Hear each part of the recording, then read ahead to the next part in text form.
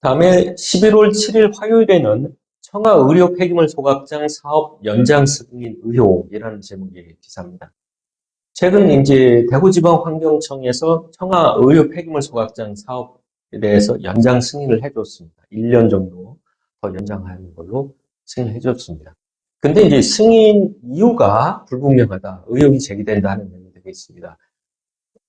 사업을 연장할 수 있는 사유는 두 가지입니다. 첫 번째는 천재지변, 그 다음에 그 밖의 사유가 되겠습니다. 현재로 봤을 때는 천재지변은 아니고 이제 그 밖의 사유로 봐야 되는데, 그러면 그 밖의 사유가 뭐냐? 구체적으로 뭐 때문에 청하의료 폐기물 소각장 사업이 연장돼야 되느냐? 대해서 이제 대구지방환경청은 자기네들이 여러 가지 다른 지역에 대한 사례를 이렇게 보니까 이런 특별한 사유가 없이 불허를 했을 경우에 실제로 사업자가 법적인 소송을 제기를 했고 거기서 사업자가 이겼다. 그러니까 지방 다른 지역의 환경청이 패소를 했기 때문에 이런 것은 결국 그 사례를 보더라도 사업 승인을 해준 것이 맞다. 이렇게 판단을 해서 이제 사업 승인을 해줬다는 얘기입니다.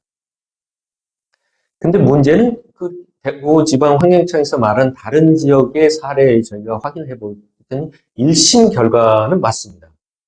그 대구지방환경청 말대로 사업자가 이겼습니다.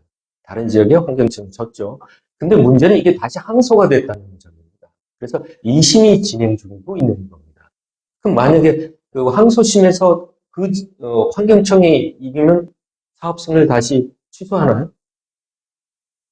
그랬다가 다시 또 예를 들어서 뭐 3심 대법원에 가서 다시 또 사업자가 이기면 다시 또 그러면 또 사업을 또다시 사업을 승인해 줍니까? 그러니까 이제 저희가 말씀드리고 싶은 거는 이게 이제 다른 지역의 법적인 판례를 이렇게 봤다고 말씀하시는데 그 판례가 아직 최종 결정이 안 난 상황이라는 점입니다. 그렇기 때문에 어떻게 결과가 최종 날지 아직 모르는 상황에서 그 1심만 가지고 1심 결과만 가지고 사업 승인을 해줬다는 게 문제가 있는 것이 아니냐 하는 지적이 되겠고요. 그리고 같은 공공기관이 이 예를 들어서 포항시 같은 경우에는 도시계획위원회에서 불허를 한 겁니다. 그런데 대구지방환경청은 승인을 해준 겁니다. 그러니까 같은 공공기관끼리 어떤 일관성이 있어야지 사업자나 주민이 보든 다른 데 봤을 때도 적어도 같은 그런 공공기관들은 최소한 어떤 일관성을 갖추고 있었는 게 맞지 않느냐. 그래서 포항시가 지자체에서 불허를 했으면 환경청에서도 같은 기도를 해주는 것이 맞지 않느냐. 그래서 뭐 시가 허가를 해주면 대구환경청에서 또 허가를 해준다든지.